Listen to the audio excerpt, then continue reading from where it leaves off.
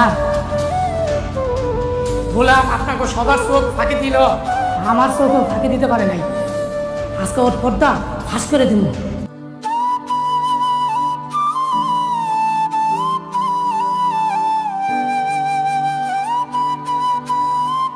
বাবা, আমি আগেই সন্দেহ করেছিলাম এই গোলামের মধ্যে যে গোপন কোনো একটা রহস্য আছে যেটা আমরা কেউ জানি না।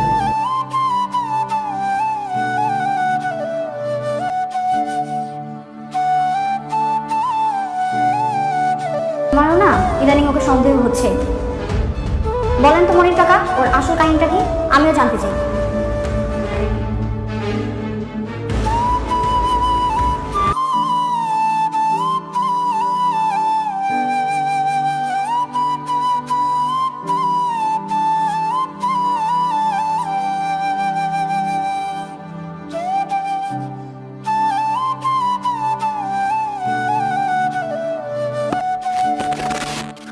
আচ্ছা, একটু ভাবুন তো, আপনি সারা জীবন একটা মানুষকে অপমান করলেন, তাকে চোর বললেন, তার গায়ে হাত তুললেন, পুলিশ ডেকে আনলেন তাকে ধরিয়ে দেওয়ার জন্য, আর একদিন হঠাৎ করে সেই পুলিশই তাকে দেখে স্যালুট দিল।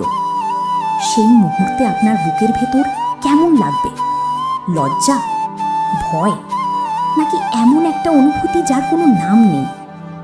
ঠিক এই প্রশ্নটাই এখন পুরো বাংলাদেশের দর্শককে ঘুমাতে দিচ্ছে না, এবং এই প্রশ্নের জবাব লুকিয়ে আছে বাংলাদেশের সবচেয়ে আলোচিত নাটক দুনিয়ার টাকার গোলামের ভেতরে।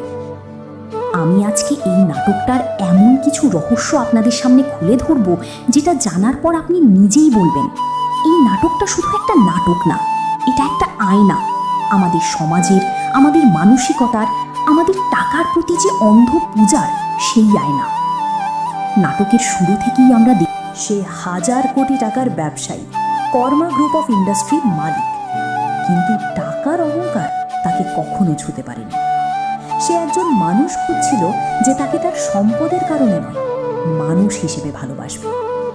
এই চিন্তা থেকেই সে গরিব সেজে ফাতেমার সামনে গিয়ে দাঁড়ায়। ফাতেমা তখন তাকে জানায় সে ধনী পরিবারে বিয়ে করতে চায় না, সে চায় সাধারণ একটা ঘর, সাদামাটা একটা জীবন। এই একটা কথাই শেহজাদের বুকের ভেতর ঝড় তুলে দেয়। 1000 কোটি টাকার মালিককে একটা গরিব মেয়ে প্রত্যাখ্যান করেছে, টাকার জন্য নয়, বরং টাকা থাকার কারণে। এই দৃশ্যটা আমার কাছে পুরো নাটকের সবচেয়ে শক্তিশালী মুহূর্ত, কারণ এখানে লেখক বলতে চেয়েছেন মানুষের মূল্য টাকায় নয়, চরিত্রে। এরপর আসে নাটকের সবচেয়ে মর্মস্পর্শী অংশ, শেহজাদের স্মৃতিভ্রংশের ঘটনা। এক ভয়ঙ্কর দুর্ঘটনার পর সে নিজের পরিচয় ভুলে যায় এবং গোলাম মাওলা নামে মির্জা বাড়িতে কাজের ছেলে হিসেবে জীবন শুরু করে। এখানে যে জিনিসটা আমাকে সবচেয়ে বেশি নাড়িয়ে দিয়েছে সেটা হলো শেহজাদ জানি না সে কি, কিন্তু তবুও তার ভেতরের মানবতা, সততা, দায়িত্ববোধ কোনোভাবেই মুছে যায়। মনে আছে সেই দৃশ্যটার কথা যেখানে সে ফাতেমার ভাঙা জারের 400 টাকা ফেরত দিতে গিয়েছিল? একটা সাধারণ মানুষ হয়তো সেটা ভুলে যেত, কিন্তু শেহজাদ সেটা মনে রেখেছিল এবং ফেরত দিয়েছিল। এই ছোট্ট ঘটনাটাই বলে দেয় স্মৃতি মুছে গেলেও মানুষের আত্মা মুছে যায় না। এদিকে ফাতেমার পরিবারের সামনে যে দৃশ্যগুলো আসে সেগুলো দেখতে দেখতে আমার বারবার মনে হচ্ছিল এই তো আমাদের সমাজ। একদিকে ধনী পরিবার বিয়ের প্রস্তাব নিয়ে আসে, অন্যদিকে সেই ধনী ছেলেই গরিব সেজে প্রস্তাব দিতে আসে, আর ফাতেমার বাবা বুঝতেই পারেন না এই দুটো ছেলে আসলে একজনই।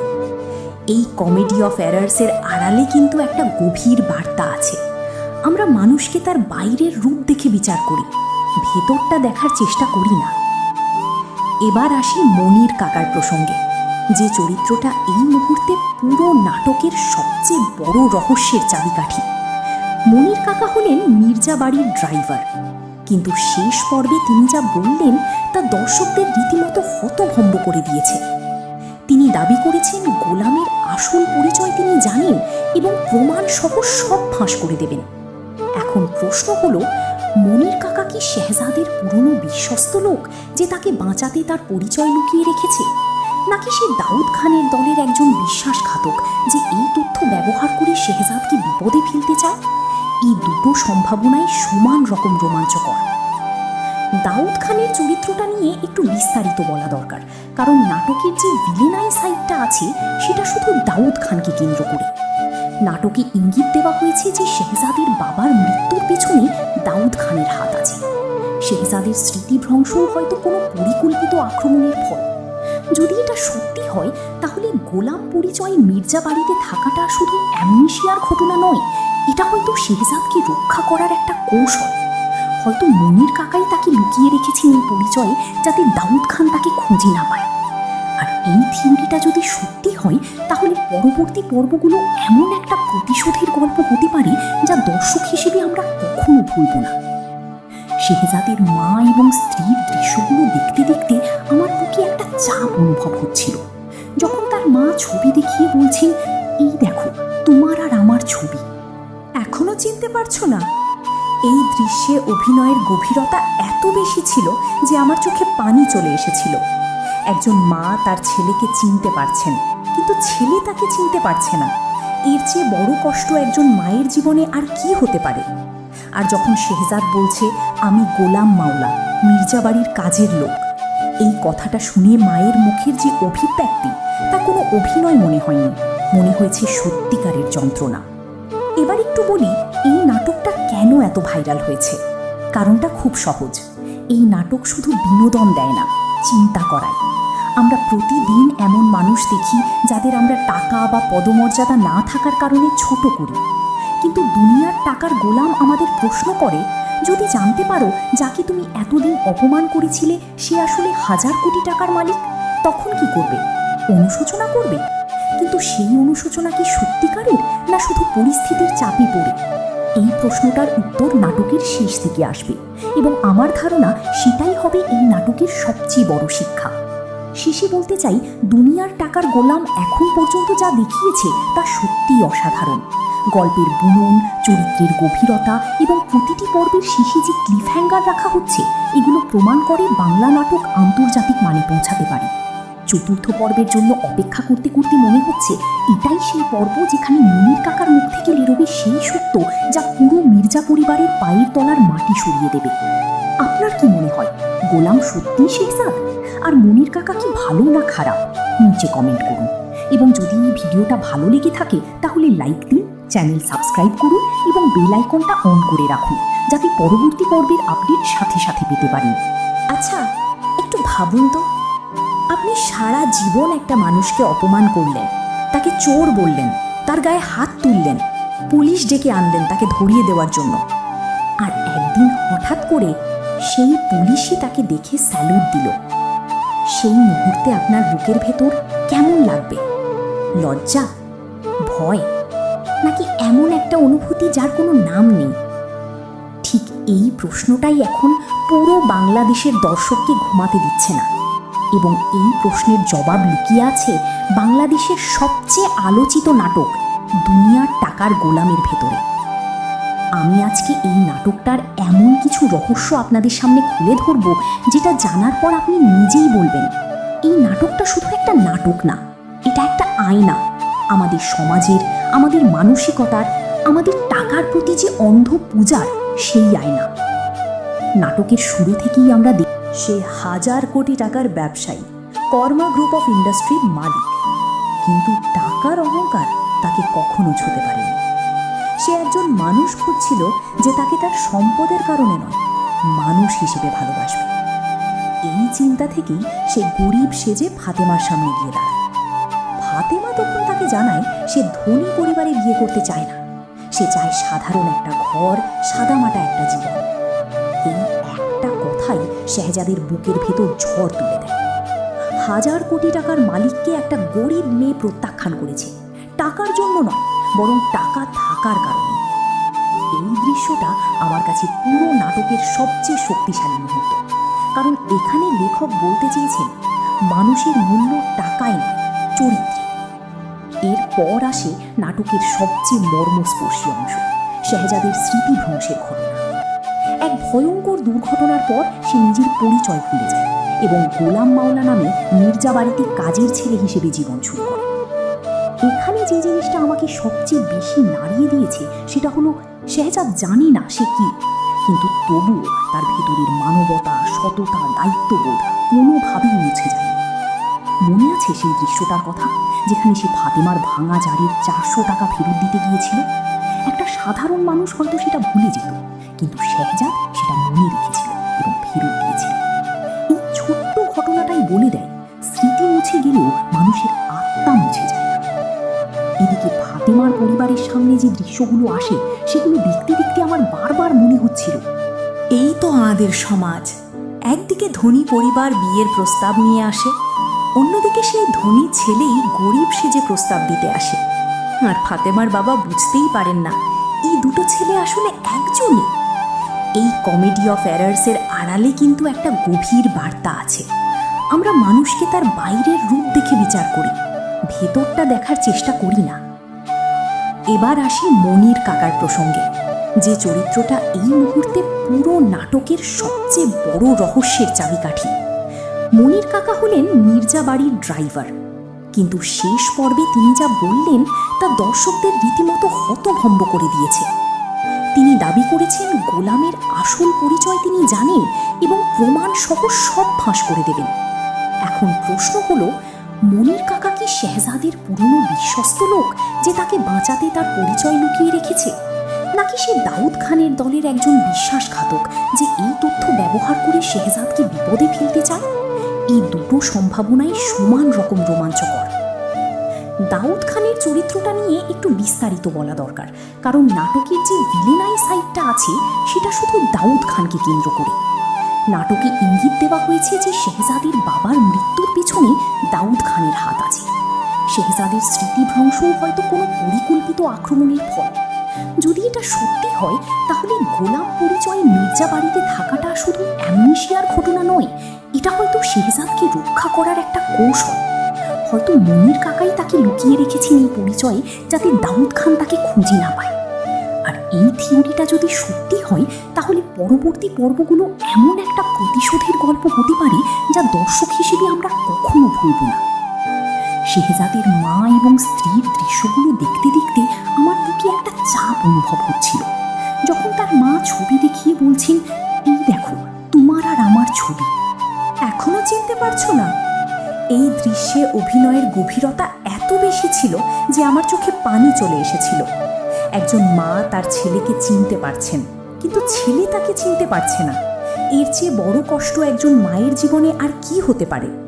আর যখন শেহজাদ বলছে, আমি গোলাম মাওলা, মির্জা বাড়ির কাজের লোক, এই কথাটা শুনে মায়ের মুখের যে অভিব্যক্তি, তা কোনো অভিনয় মনে হয়নি, মনে হয়েছে সত্যিকারের যন্ত্রণা। এবার একটু বলি, এই নাটকটা কেন এত ভাইরাল হয়েছে। কারণটা খুব সহজ। এই নাটক শুধু বিনোদন দেয় না, চিন্তা করায়।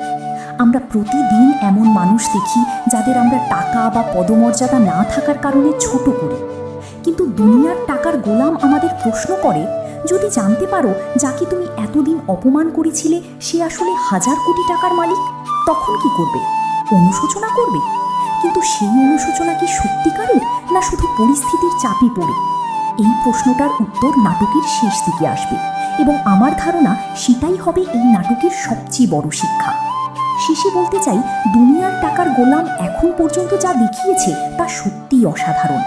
গল্পের বুনন, চরিত্রের গভীরতা এবং প্রতিটি পর্বের শেষে যে ক্লিফহ্যাঙ্গার রাখা হচ্ছে, এগুলো প্রমাণ করে বাংলা নাটক আন্তর্জাতিক মানে পৌঁছাতে পারে। চতুর্থ পর্বের জন্য অপেক্ষা করতে করতে মনে হচ্ছে এটাই সেই পর্ব যেখানে মনির কাকার মুখ থেকে বেরোবে সেই সত্য যা পুরো মির্জা পরিবারের পায়ের তলার মাটি সরিয়ে দেবে। আপনার কি মনে হয়, গোলাম সত্যিই শেহজাদ? আর মনির কাকা কি ভালো না খারাপ? নিচে কমেন্ট করুন।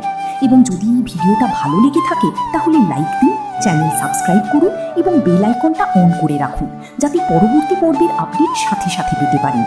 আচ্ছা, একটু ভাবুন তো, আপনি সারা জীবন একটা মানুষকে অপমান করলেন, তাকে চোর বললেন, তার গায়ে হাত তুললেন, পুলিশ ডেকে আনলেন তাকে ধরিয়ে দেওয়ার জন্য, আর একদিন হঠাৎ করে সেই পুলিশই তাকে দেখে স্যালুট দিল।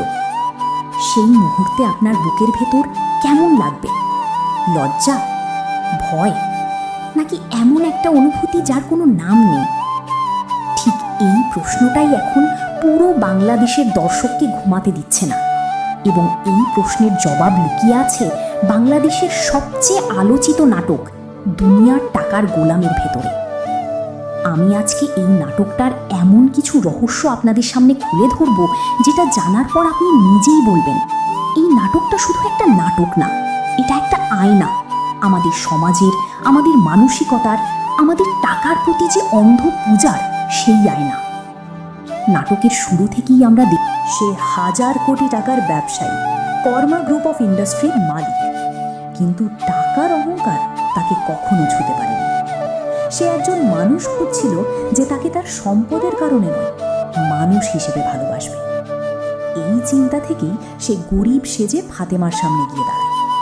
ফাতেমা তখন তাকে জানায় সে ধনী পরিবারে বিয়ে করতে চায় না, সে চায় সাধারণ একটা ঘর, সাদামাটা একটা জীবন। এই একটা কথাই শেহজাদের বুকের ভেতর ঝড় তুলে দেয়। 1000 কোটি টাকার মালিককে একটা গরিব মেয়ে প্রত্যাখ্যান করেছে, টাকার জন্য নয়, বরং টাকা থাকার কারণে। এই দৃশ্যটা আমার কাছে পুরো নাটকের সবচেয়ে শক্তিশালী মুহূর্ত, কারণ এখানে লেখক বলতে চেয়েছেন মানুষের মূল্য টাকায় নয়, চরিত্রে। এরপর আসে নাটকের সবচেয়ে মর্মস্পর্শী অংশ, শেহজাদের স্মৃতিভ্রংশের ঘটনা। এক ভয়ঙ্কর দুর্ঘটনার পর সে নিজের পরিচয় ভুলে যায় এবং গোলাম মাওলা নামে মির্জা বাড়িতে কাজের ছেলে হিসেবে জীবন শুরু করে। এখানে যে জিনিসটা আমাকে সবচেয়ে বেশি নাড়িয়ে দিয়েছে সেটা হলো শেহজাদ জানে না সে কি, কিন্তু তবুও তার ভেতরের মানবতা, সততা, দায়িত্ববোধ কোনোভাবেই মুছে যায় না। মনে আছে সেই দৃশ্যটার কথা, যেখানে সে ফাতেমার ভাঙা জারির 400 টাকা ফেরত দিতে গিয়েছিল? একটা সাধারণ মানুষ হয়তো সেটা ভুলে যেত, কিন্তু শেহজাদ সেটা মনে রেখেছিল এবং ফেরত দিয়েছিল। এই ছোট্ট ঘটনাটাই বলে দেয় স্মৃতি মুছে গেলেও মানুষের আত্মা মুছে যায় না। এদিকে ফাতেমার পরিবারের সামনে যে দৃশ্যগুলো আসে সেগুলো দেখতে দেখতে আমার বারবার মনে হচ্ছিল এই তো আমাদের সমাজ। একদিকে ধনী পরিবার বিয়ের প্রস্তাব নিয়ে আসে, অন্যদিকে সেই ধনী ছেলেই গরিব সেজে প্রস্তাব দিতে আসে। আর ফাতেমার বাবা বুঝতেই পারেন না এই দুটো ছেলে আসলে একজনই। এই কমেডি অফ এরার্সের আড়ালে কিন্তু একটা গভীর বার্তা আছে। আমরা মানুষকে তার বাইরের রূপ দেখে বিচার করি, ভেতরটা দেখার চেষ্টা করি না। এবার আসি মনির কাকার প্রসঙ্গে, যে চরিত্রটা এই মুহূর্তে পুরো নাটকের সবচেয়ে বড় রহস্যের চাবিকাঠি। মনির কাকা হলেন মির্জা বাড়ির ড্রাইভার, কিন্তু শেষ পর্বে তিনি যা বললেন তা দর্শকদের রীতিমতো হতভম্ব করে দিয়েছে। তিনি দাবি করেছেন গোলামের আসল পরিচয় তিনি জানেন এবং প্রমাণ সহ সব ফাঁস করে দেবেন। এখন প্রশ্ন হলো, মনির কাকা কি শেহজাদের পুরনো বিশ্বস্ত লোক যে তাকে বাঁচাতে তার পরিচয় লুকিয়ে রেখেছে, নাকি সে দাউদ খানের দলের একজন বিশ্বাসঘাতক যে এই তথ্য ব্যবহার করে শেহজাদকে বিপদে ফেলতে চায়? এই দুটো সম্ভাবনাই সমান রকম রোমাঞ্চকর। দাউদ খানের চরিত্রটা নিয়ে একটু বিস্তারিত বলা দরকার, কারণ নাটকের যে ভিলেনাই সাইডটা আছে সেটা শুধু দাউদ খানকে কেন্দ্র করে। নাটকে ইঙ্গিত দেওয়া হয়েছে যে শেহজাদের বাবার মৃত্যুর পিছনে দাউদ খানের হাত আছে। শেহজাদের স্মৃতিভ্রংশও হয়তো কোনো পরিকল্পিত আক্রমণের ফল। যদি এটা সত্যি হয়, তাহলে গোলাম পরিচয়ে মির্জা বাড়িতে থাকাটা শুধু অ্যামনেশিয়ার ঘটনা নয়, এটা হয়তো শেহজাদকে রক্ষা করার একটা কৌশল। হয়তো মনির কাকাই তাকে লুকিয়ে রেখেছেন এই পরিচয়ে, যাতে দাউদ খান তাকে খুঁজে না পায়।